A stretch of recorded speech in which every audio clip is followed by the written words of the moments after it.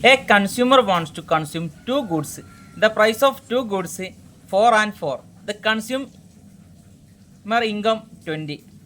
ഇവിടെ തന്നിരിക്കുന്നത് ഒരു ഉപഭോക്താവിന് രണ്ട് സാധനങ്ങൾ വാങ്ങേണ്ടതായിട്ടുണ്ട്. അതിൽ രണ്ട് സാധനങ്ങളുടെ വില 4 രൂപയാണ്. ഒന്നാമത്തെ സാധനത്തിൻ്റെ വിലയും 4 രൂപ, രണ്ടാമത്തെ സാധനത്തിൻ്റെ വിലയും 4 രൂപ. The consumer income 20. ഒരു ഉപഭോക്താവിൻ്റെ വരുമാനം എത്രയാണ്? 20 രൂപയാണ്. റൈറ്റ് ഡൗൺ ആൾ ബണ്ടിൽസ്. തന്നിരിക്കുന്ന വരുമാനവും സാധനങ്ങളുടെ വിലയും ഉപയോഗിച്ച് നിർമ്മിക്കാൻ സാധ്യമാകുന്ന എല്ലാ ബണ്ടിലുകളും രേഖപ്പെടുത്തുക.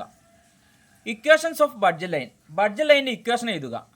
Draw the budget line. ഒരു ബഡ്ജറ്റ് ലൈൻ വരയ്ക്കുക. അതായത് നമുക്ക് കിട്ടിയിരിക്കുന്ന ബണ്ടിലുകൾ അല്ലെങ്കിൽ എന്താണ് തന്നിരിക്കുന്ന സമവാക്യം ഉപയോഗിച്ചിട്ട് അല്ലെങ്കിൽ എന്താണ് സാധനങ്ങളുടെ വിലയും അല്ലെങ്കിൽ വരുമാനം ഉപയോഗിച്ചിട്ട് നമുക്ക് നിർമ്മിക്കാൻ സാധ്യമായിട്ടുള്ള ഒരു ബഡ്ജറ്റ് ലൈൻ നമ്മൾ വരയ്ക്കേണ്ടതായിട്ടുണ്ട്. അപ്പോൾ നമ്മൾ ചെയ്ത് നോക്കാതെ എങ്ങനെയാണ് കിട്ടുന്നതെന്ന് എക്സാമിന് 8 മാർക്കിന് ചോദിക്കാൻ സാധ്യതയുള്ള ഒരു ചോദ്യമാണ്. നല്ല രീതിയിൽ പഠിച്ച് മനസ്സിലാക്കി വെക്കുക. പബ്ലിക് എക്സാമിന് ഈ ക്വസ്റ്റ്യൻ നിങ്ങൾക്ക് പ്രതീക്ഷിക്കാവുന്നതാണ്. സാധനങ്ങളുടെ വില. ഗുഡ് 1 ഒന്നാമത്തെ സാധനത്തിൻ്റെ വില എത്ര രൂപയാണ്? അതായത് X1 ഒന്നാമത്തെ സാധനത്തിൻ്റെ വില 4 രൂപ. X2 രണ്ടാമത്തെ സാധനത്തിൻ്റെ വിലയും എത്രയാണ്? 4 രൂപ. സാധനം 1ൻ്റെ വിലയും 4 രൂപ, സാധനം 2ൻ്റെ വിലയും 4 രൂപ. ഇനി ഉപഭോക്താവിൻ്റെ വരുമാനം അതായത് ഇൻകം അല്ലെങ്കിൽ അയാളെ ബഡ്ജറ്റ് എന്ന് പറയാം, എത്രയാണ്? 20 രൂപ. അപ്പം ഇതുപയോഗിച്ചിട്ടാണ് നമ്മൾ എന്ത് നിർമ്മിക്കേണ്ടത്? എല്ലാ ബണ്ടിലുകളും നിർമ്മിക്കേണ്ടത്. 20 രൂപയാണ് അയാളുടെ വരുമാനം എന്ന് പറഞ്ഞ്. സാധനം 1ൻ്റെ വില 4 രൂപ, സാധനം 2ൻ്റെ വിലയും 4 രൂപ. ഇതുപയോഗിച്ച് നമുക്ക് നിർമ്മിക്കാൻ സാധ്യമായിട്ടുള്ള എല്ലാ ബണ്ടിലുകളും നമുക്ക് രേഖപ്പെടുത്തി നോക്കാം. ഒന്നാമത്തത് 0 ഈ ഒരു ബണ്ടിൽ ഉപഭോക്താവിന് ചൂസ് ചെയ്യാം. കാരണം എന്താണ്? അയാളുടെ കയ്യിൽ 20 രൂപ വരുമാനമുണ്ട്, എന്നാൽ അയാൾക്ക് കടയിൽ പോയി സാധനങ്ങൾ വാങ്ങാതിരിക്കാം. അങ്ങനെയാണെങ്കിൽ 2 സാധനം വാങ്ങിയിട്ടില്ല, എന്നാൽ 0 എന്നൊരു ബണ്ടിലും അയാൾക്ക് ചൂസ് ചെയ്യാവുന്നതാണ്.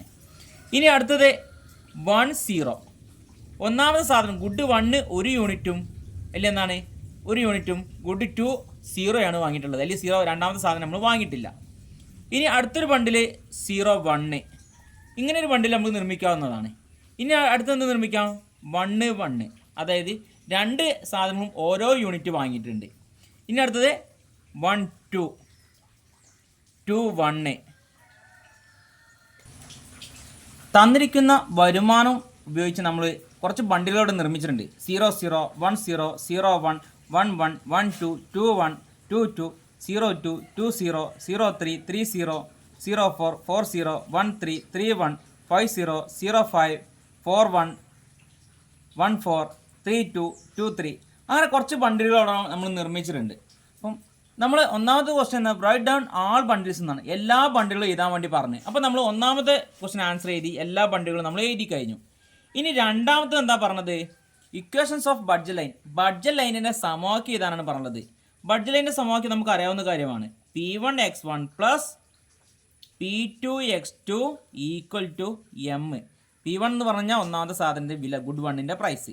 X1 എന്ന് പറഞ്ഞാൽ ഗുഡ് 1ൻ്റെ unit, quantity of the input അല്ലെങ്കിൽ ഔട്ട്പുട്ട് പറയാവുന്നത്. P2 പറഞ്ഞാൽ ഒന്നാമത്തെ സാധനത്തിൻ്റെ രണ്ടാമത്തെ സാധനത്തിൻ്റെ വില, പ്രൈസ് ഓഫ് 2 എന്നാണ് സെക്കൻഡ് ഗുഡ്, രണ്ടാമത്തെ സാധനത്തിൻ്റെ അളവ്. M എന്ന് പറഞ്ഞു കഴിഞ്ഞാൽ ബഡ്ജറ്റ് അല്ലെങ്കിൽ വരുമാനം. അങ്ങനെയാണെങ്കിൽ എന്തായിരുന്നു അതിൻ്റെത്? 4x1 plus 4x2 equal to 20. ഇതാണ് നമുക്ക് കിട്ടിയിരിക്കുന്ന എന്താണ് ബണ്ടിലുകളും മറ്റും ഉപയോഗിച്ച് നിർമ്മിക്കുമ്പോൾ നമ്മളൊരു ബഡ്ജറ്റ് ലൈനിൻ്റെ ഇക്വേഷൻ നമുക്ക് തന്നെ കിട്ടുക. 4x1 ഒന്നാമത്തെ സാധന വില 4 രൂപയാണെന്ന് പറഞ്ഞ്, രണ്ടാമത്തെ സാധന വിലയും 4 രൂപ. M എന്ന് പറഞ്ഞാൽ ഇൻകാണ്, വരുമാനം എത്രയാണ്? 20. 4x1 plus 4x2 equal to 20 എന്നാണ് നമുക്ക് കിട്ടിയിരിക്കുന്ന ആൻസർ. ഇനി മൂന്നാമത് ഡ്രോ ദി ബഡ്ജറ്റ് ലൈൻ. നമുക്ക് കിട്ടിയിരിക്കുന്ന ബണ്ടിലുകൾ ഉപയോഗിച്ച് നമ്മൾ എന്താണ് ഒരു ബഡ്ജറ്റ് ലൈൻ വരയ്ക്കാൻ പോവുകയാണ്. നമ്മൾ ബഡ്ജറ്റ് ലൈൻ വരയ്ക്കാൻ വേണ്ടി എക്സ് ആക്സിസും വൈ ആക്സിസും ഒക്കെ രേഖപ്പെടുത്തി. X1 ഒന്നാമത്തെ സാധനത്തിൻ്റെ അളവ് നമ്മൾ താഴെയാണ് രേഖപ്പെടുത്തുക. 1 2 3 4 നമുക്ക് 4 യൂണിറ്റ് വരെ കിട്ടുന്നുണ്ട്, 5 യൂണിറ്റ് വരെ നമുക്ക് കിട്ടും. അതുപോലെ X2ൻ്റെ അളവ് നമുക്ക് എത്ര യൂണിറ്റ് വരെ കിട്ടുന്നുണ്ട്? 5 യൂണിറ്റ് വരെ കിട്ടുന്നുണ്ട്. അങ്ങനെയാണെങ്കിൽ ഇവ ഉപയോഗിച്ചുകൊണ്ടുള്ള ഒരു ബഡ്ജറ്റ് ലൈനാണ് നമ്മൾ വരയ്ക്കേണ്ടത്. അപ്പോൾ ഒന്നാമത്തെ നമ്മൾ കിട്ടിയിട്ടുണ്ട് 0 0 എന്നൊരു ബണ്ടിലാണ് നമുക്ക് കിട്ടിയിരിക്കുന്നത്. 0 0 എന്നൊരു ബണ്ടിലാണെങ്കിൽ X1ൻ്റെ അളവും 0, X2ൻ്റെ അളവും 0 ആണ്. അപ്പോൾ ഈ ബണ്ടിൽ ഇവിടെയാണ് രേഖപ്പെടുത്തുക. ഇനി അടുത്തത് 1 0 ഒന്നാമത്തെ സാധനം 1 യൂണിറ്റ്, രണ്ടാമത്തെ സാധനം 0 ആണ്. അപ്പോൾ ഇവിടെ ആയിരിക്കും. അടുത്തതോ 0 1, ഒന്നാമത്തെ സാധനം 0യും രണ്ടാമത്തെ സാധനം 1 യൂണിറ്റും. അടുത്തതോ 1 1 എന്നൊരു ബണ്ടിലാണ് നമുക്ക് കിട്ടുക. ഇപ്പോൾ ഇവിടെ രേഖപ്പെടുത്തുക, x2ൻ്റെ നേരെയും x1ൻ്റെ നേരെയും 1 ഇവിടെ രേഖപ്പെടുത്തി. ഇനി അടുത്തത് ഏതാണ് നമുക്ക് കിട്ടിയുള്ളത്? 1 2, ഒന്നാമത്തെ സാധനം 1 യൂണിറ്റും രണ്ടാമത്തെ സാധനം 2 unit. Good 2 2 unit, good 1 1 unit. അടുത്തതോ 2 1, ഇവിടെയാണ് കിട്ടുക, ഇവിടെ. അടുത്തത് 2 2, 0 2, 2 0. നമ്മൾ കിട്ടിയിരിക്കുന്ന ബണ്ടിലുകളൊക്കെ നമ്മളിവിടെ രേഖപ്പെടുത്തി കഴിഞ്ഞു.